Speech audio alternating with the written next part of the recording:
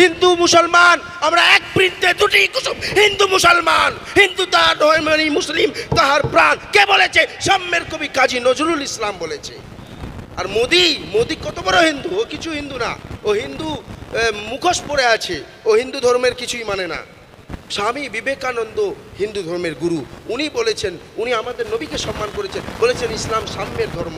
তাহলে ভাই আমরা আইনটার কেন বিরোধিতা করছি? আমরা বলছি আবেগ হবেন না, আবেগ হবেন না। হিন্দুরা আপনার ভাই, আপনার ভাই, ওদেরকে সাথে নিতে হবে। ওদের ভুল বোঝানো হচ্ছে, এই ভুল বোঝানো থেকে আপনাকেই বাঁচাতে হবে, আপনাকেই বাঁচাতে হবে। বিতর্কিত আইনে বলে দিয়েছে ওদের ওইটা ঢুকাবে আরএসএসের লোকদেরকে। তারপরে কি বলেছে? যত মসজিদ আপনার মাদ্রাসা আছে এদের ডকুমেন্ট দেখাতে হবে। কি দেখাতে হবে? ডকুমেন্ট দেখাতে হবে, কাগজ দেখাতে হবে। আরে ভাই কতবার কাগজ দেখবি? কাগজ দেখিয়ে তো আছেই। তাহলে এই আইনটা এটার জন্য আমরা করছি। তারপরে হচ্ছে ওয়াকফ বোর্ডের ক্ষমতা নিম্ন করে দিয়েছে, বোর্ডকে এজেন্সিকে দিয়ে চালাবে। লিমিটেশন আগে কি হতো জানেন? একটা মসজিদ মাদ্রাসা ছিল, 50 বছর ধরে মাদ্রাসা মসজিদ ইউজ করে হয়ে আসছে। তো ওটাকে একটা আমি ধরুন আমার বাপ দান করলো যে এটা আমার জমি, মসজিদ নামাজ পড়ো তোমরা সবাই, কিন্তু আমি দলিল করে দিলাম না মসজিদকে। কিন্তু নামাজ পড়তে 50 বছর হয়ে গেলো, আমিও মরে গেলাম, দলিল করে দিলাম না। তাই বলে কি ওটা মসজিদ থাকবে না? আইনে আগে বলা ছিল যে হ্যাঁ ওটা ইউজ হয়ে গেছে, আর বক্তা ভিতর দান করে দিয়েছে, ও অনুমতি দিয়ে ওটাকে। আপনাকে বলতে চাই এই ওয়াকফ আইন, এই আইন কিন্তু আমাদের ভারতবর্ষের সংবিধান মান্যতা দেয় না। সংবিধান কি মান্যতা দেয় না? আমি হাইকোর্ট সুপ্রিম কোর্টের উকিল হিসেবে আপনাদের বলে যাচ্ছি, আইনজ্ঞ হিসেবে বলে যাচ্ছি, সংবিধানের একাধিক ধারা ফান্ডামেন্টাল রাইট, মৌলিক অধিকারের বিরুদ্ধে আইন, এটা বুঝুন আপনারা। দ্বিতীয়ত এই আইনটা যখন পার্লামেন্টে লোকসভায় পেশ করা হলো, ওর মধ্যে বিজেপির সমর্থক মেম্বার অফ পার্লামেন্টরা ভোট দিল কতজন? 288 জন। ভাইজান কতজন? 288 জন। আলহামদুলিল্লাহ বিরুদ্ধে ভোট পড়ল 232 জন এমপি। কিন্তু এই 232 জন এমপির মধ্যে 40 জন এমপি ছিল মুসলমান, আর 192 জন এমপি ছিল আমার আপনার ভাই, হিন্দু ভাই, খ্রিস্টান ভাই, শিখ ভাইরা।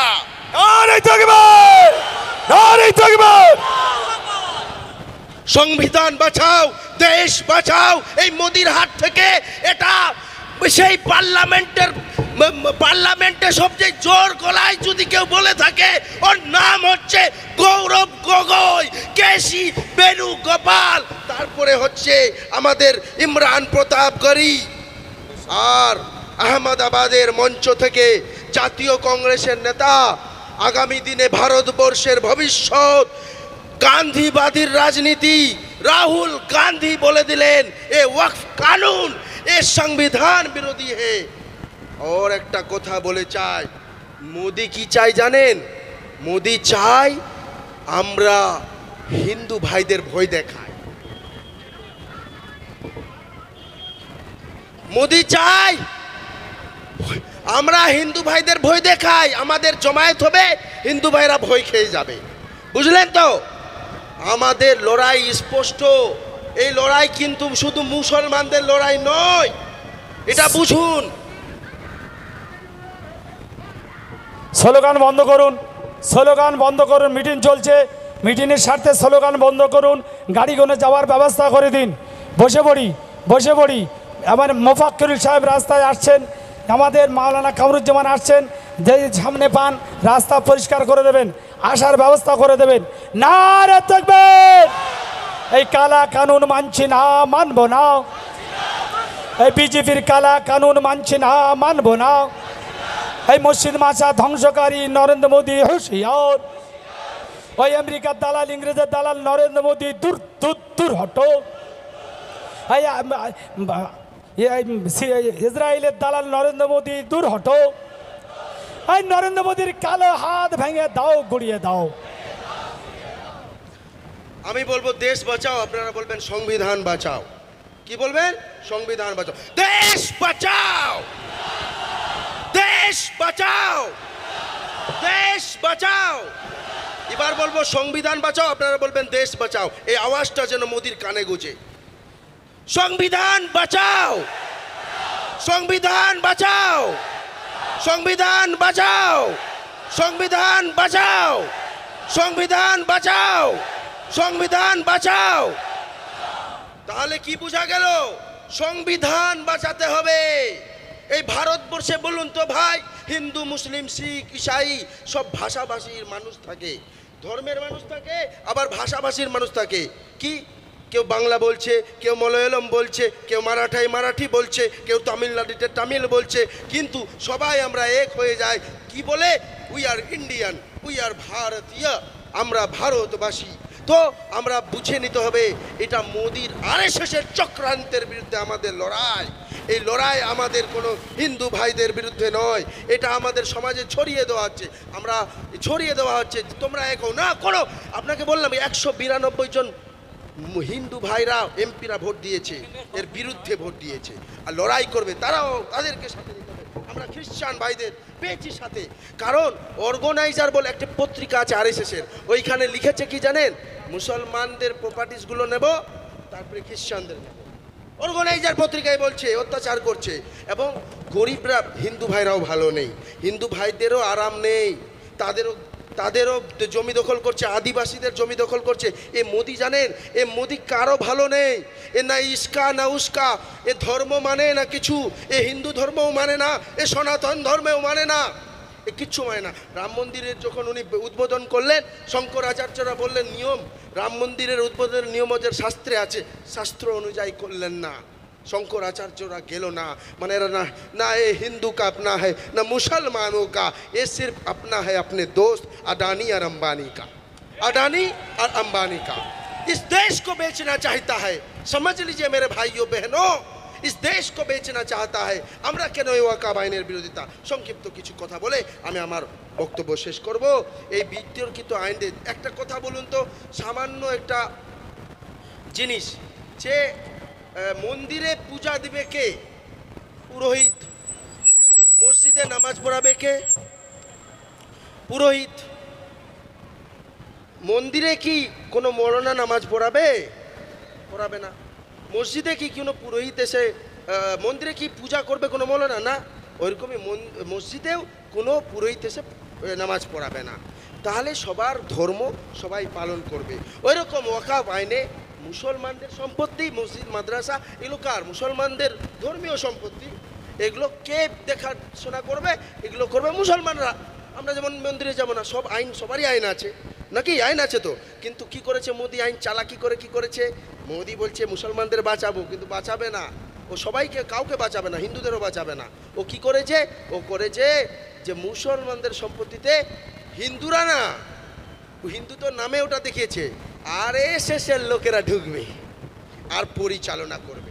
এ মোদিজি इतना चालाक मत होइए। भारत के लोग जिंदा है, भारत के मुसलमान जिंदा है, भारत के हिंदू जिंदा है, भारत के क्रिश्चियन जिंदा है। ये आपको একটা জিনিস বলুন তো, মোদি কি সব হিন্দুরা মোদিকে ভোট দিয়েছে? দেয়নি তো, কম দিয়েছে। ও খালি পলিটিক্স, গণিতে গণিতে গণিত অঙ্কতে জিতে যাচ্ছে, অঙ্কতে। অঙ্ক দেখতে হবে আমাদের। অঙ্কতে যতই আমরা আন্দোলন করি, আমরা সুপ্রিম কোর্টে মামলা ফাইল করেছি, লড়ছি, যতই আমরা আন্দোলন করি। অ্যাম্বুলেন্স আটকে আছে, ছেড়ে দিন। আমাদের স্বেচ্ছাসেবক ভাই আছে, মণি ভাই আছে, আমরা শুনতে পাচ্ছি খবর এসছে একটা অ্যাম্বুলেন্স আছে, ছেড়ে দিন। এই রাস্তা ছেড়ে দেওয়া, বারবার বলছি, রাস্তা জাম করে কিছু করা যায় না। রাস্তা যেদিন জাম করার হুকুম হবে, পুরো ভারতবর্ষ অচল হবে, পুরো ভারতবর্ষ অচল হবে, সেদিন খাওয়া দাওয়া রাস্তাই হবে। আপনারা তৈরি আছেন? তৈরি আছেন? সেই যে এখন রাস্তা ছেড়ে দিন, অ্যাম্বুলেন্স যাওয়ার ব্যবস্থা করে দিন। একদম অ্যাম্বুলেন্স আমরা যেতে দেব, আমরা গাইডলাইন মানবো। অল ইন্ডিয়া মুসলিম পার্সোনাল ল বোর্ড একটা গাইডলাইন দিয়েছে। আপনারা জানেন বদরের যখন যুদ্ধ হয়েছিল না, আল্লাহর নবী যখন মক্কা বিজয় করলেন, আল্লাহর নবী বললেন কারো মহিলাদের হামলা করবে না, বাচ্চাদের হামলা করবে না। তো আমরা একটা আন্দোলনে কেন আমরা আমাদের ভাইদের ছাড়বো না? আমারই ভাই যাচ্ছে না, কি করে দিয়েছে মোদিজি? ওই ওয়াকাফ বা ইউজ হয়ে আসছিল, ওটা হাটিয়ে দিয়েছে আইন থেকে। তারপরে কি করেছে? আগে কি ছিল যে আমাদের যে সম্পত্তিগুলো ওগুলো যদি কেউ কবজা করে রাখে, সে মুসলমান হোক, হিন্দু হোক, সরকার হোক, কবজা করে রাখে, কবজা বুঝেন তো ভাই, কবজা বুঝেন, দখল করে রাখে, তাহলে আমরা কোর্টে যেতাম, ট্রাইব্যুনালে যেতাম এবং দখল নোটিশ দিতাম এবং দখলটাকে উদ্ধার করা যেত। ওয়াকফ বোর্ড এটা করতো, কিন্তু এখন করতে পারতো যে কোনো টাইমে, সে 100 বছর হোক, 50 বছর হোক। একটা নর্মাল আইন আছে, আইন হচ্ছে 12 বছর যদি কেউ দখল থাকে বিনা বাধায়, অ্যাডভার্স পজিশন হয়ে যায়। অ্যাডভার্স পজিশন মানে আমার দখল হয়ে যায়, কিন্তু ওয়াকফ আইনে এটা বাদ ছিল। অর্থাৎ 12 বছর কেন, 50 বছর দখল রাখলেও যদি আমি জানতে পারি, ওয়াকফ বোর্ড যদি জানতে পারে এটা ওয়াকফ বোর্ডের সম্পত্তি, তাহলে সে কোর্টের মাধ্যমে ওই সম্পত্তিটা রক্ষা করতে পারবে, ওটাকে আবার নিতে পারবে। মোদি কিন্তু এইটা আইন ভয়ঙ্কর করেছে, ওই লিমিটেশনটাকে হাটিয়ে দিয়েছে, এই লিমিটেশনটাকে শেষ করে দিয়েছে। এই হাঁটানোর ক্ষেত্রে কি হচ্ছে, মোদি যত প্রপার্টি আছে, যত সরকার দখল করে রেখেছে, সবচেয়ে বেশি কে দখল করে রেখেছে ভারতবর্ষের প্রপার্টিগুলো জানেন, সরকারগুলো। তো সরকার সবগুলো দখল করে নেবে। এই মোদি ফান্দি উঠেছে, আমাদেরকে খুব বুদ্ধি করে কাজ করতে হবে। পার্লামেন্টে যদি আমরা ওকে হারাতে না পারি, মোদিকে যদি ক্ষমতাচ্যুত না করা যায়, ভারতবর্ষের মঞ্চ থেকে আমরা যতই আন্দোলন করি, যতই জান প্রাণ দিয়ে দিই, যতই আমরা করি, আমরা কিন্তু এটাকে পারবো না যতক্ষণ না। এই জন্য আমাদেরকে ভূমিকা পালন করতে হবে, আমাদের এমপিগুলোকে দাঁড় করাতে হবে, হিন্দু মুসলমান মিলে ভারতবর্ষের গণতন্ত্র, ভারতবর্ষের সংবিধান বাঁচানোর লড়াইতে এগিয়ে আসতে হবে। আর 16 তারিখে সুপ্রিম কোর্টে হিয়ারিংও আছে। যেহেতু এটা সংবিধান বিরোধী, আমরা আশা করছি সুপ্রিম কোর্ট এটা শুনবে। এবং এবার বলুন তো, আপনাদের জন্য সুপ্রিম কোর্টে কে লড়ছে জানেন? ওই উকিলটার নাম হচ্ছে কপিল সিব্বল, উকিলটার নাম হচ্ছে অভিষেক মনু সিংভি। তো হিন্দুরা আমাদের শত্রু কি? হিন্দুরা আমাদের শত্রু কি? আমাদের শত্রু কে? আমাদের শত্রু হচ্ছে আরএসএস, বিজেপি। আমাদের শত্রুকে আরএসএস, বিজেপি। হিন্দুরা আমাদের ভাই, ভাই কি না বলুন? হিন্দু মুসলমান, হিন্দু মুসলমান, হিন্দু মুসলমান, হিন্দু মুসলমান, হিন্দু মুসলমান, हिंदू मुसलमान सिख ईसाई आपस में है भाई भाई। हिंदू मुसलमान सिख ईसाई आपस में है भाई भाई। আমরা হিন্দু মুসলিম শিখ খ্রিস্টান সবাই আমরা ভাই। আমরা হিন্দু ভাইদের কোর জোরে বলবো, ভাইরা সংবিধান বিরোধীতে হামলা হয়েছে, আমাদের এমপিরা বুঝেছে, শিক্ষিত মহল বুঝেছে, আপনারা সাধারণ মানুষ আপনারাও বুঝুন আর আমাদের সঙ্গ দেন, আমরা মিলে সংবিধান বাঁচাই। গান্ধীজি যখন খিলাফত আন্দোলনে করেছিল, তখন খিলাফত গান্ধীজি আন্দোলন করেছিল কাদের জন্য? মুসলমানদের জন্য নাকি? খিলাফত আন্দোলন খলিফাকে বাঁচানোর জন্য গান্ধীজি করেছিল। আমাদেরকে লড়াই করতে হবে, ধর্ণা করতে হবে। লড়াই মানে যুদ্ধ নেমে যাব না, লড়াই মানে শান্তির সাথে লড়াই। গান্ধীর যেটা নিয়ম ছিল, ওই লড়াই জিতা গেছে, ভারতবর্ষ স্বাধীন হয়েছে। ইংরেজদেরকে আমরা ভাগাতে পেরেছি নাকি? তো এই মোদি আরএসএস কি? মোদি আরএসএস এরা ভারতের পতাকাকে মানে না। এখানে পতাকা আছে, এই তো ইন্ডিয়ার পতাকা আছে আমার ভাইয়ের হাতে, একটু হেলান তো ইন্ডিয়ার পতাকাটা। এইটা আমরা গর্ব, আমরা ভারতীয়, আমাদের গর্ব, আমরা ভারতীয়। আর ভারতবর্ষের মানুষ এই ইন্ডিয়ার পতাকাটাকে মানতে পারেনি। মোদির পার্টি আরএসএস মানতে পারেনি, আরএসএস মানতে পারেনি। কেন জানেন? এই ইন্ডিয়া পতাকাটা হিন্দু মুসলমান শিখ ইসাই সবাই মিলে তৈরি করেছে। আরএসএসের ঠোঁট হলো শুধু রাজ করবে কে? ওর বন্ধুরা, ব্যবসায়ীরা। আজকে গ্যাসের দাম বাড়িয়ে দিয়েছে, সব বাড়িয়ে দিয়েছে। আজকে ওয়াকফ প্রপার্টিটাও দখল করার চেষ্টা করছে না, করে নিয়েছে। আইন তৈরি হয়ে গেছে, আমি শেষ করব। আইন তৈরি হয়ে গেছে, আইন পাশ হয়ে গেছে, লাগু হয়ে গেছে। এবার আমাদেরকে কৌশল অবলম্বন করে নরেন্দ্র মোদীজিকে এবং ভারতবর্ষের সমস্ত এমপিরা মিলে চেষ্টা করবে পার্লামেন্ট আইনটা রিপিল হোক, আর সুপ্রিম কোর্টে আমাদের লড়াই চলবে। আরও আইন অনেক কিছু বলার, আপনারা জানবেন, শিখবেন, পড়বেন। আপনারা এরপরে ইনশাআল্লাহ, আল্লাহ যদি চায়, সুপ্রিম কোর্টেও আমরা জয়ী হব। আমরা কে? আমরা ভারতবাসী জয়ী হব। একটা কথা বলি, একটা কথা আক্তার ভাই, পণ্ডিত জওহরলাল নেহরু কে? ভারতবর্ষের প্রথম প্রধানমন্ত্রী, তাই না? উনি কি বলেছিলেন জানেন? উনি এরকম মজমাতে ছিলেন, বললেন, জিজ্ঞেস করলেন, এ আমার বোন, তুমি বলো ভারত মাতা কে? কি বলল? ভারত মাতা কে? তখন ও বলল ভারত মাতা হচ্ছে পাহাড়, ভারত মাতা হচ্ছে এই গ্রামটা, এই গাছটা, এই নদীটা, তাই না? কিন্তু ভারত মাতা, পণ্ডিত জহুর বললে ভারত মাতা এই গাছ পাহাড় নয়, এই ভারত মাতা হচ্ছে ভারতের লোক, ভারতের হিন্দু। আপনি ভারত মাতা, আমি ভারত মাতা, কোনো মূর্তি না, ভারত মাতা আমরা সবাই। তো আমরা শান্তি বানাবো, একসাথে লড়াই লড়বো, তাদেরকে হিন্দু মুসলমান সবাই মিলে লড়বো, একসাথে লড়াই করবো, ঐক্য বজায় রাখবো, ঐক্য, সংবিধান বিরোধী কাজ করব না। সংবিধান যে নিয়ম দিয়েছে ওই নিয়মে আমরা প্রোটেস্ট করব, আমাদের বিক্ষোভ করব। আমরা চাই না আমাদের প্রাণের ভাইয়ের প্রাণগুলো খুব দামি, এই প্রাণগুলো যাক।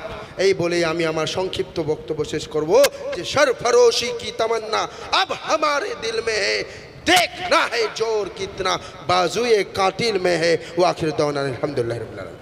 ভাই স্টেজের পেছনে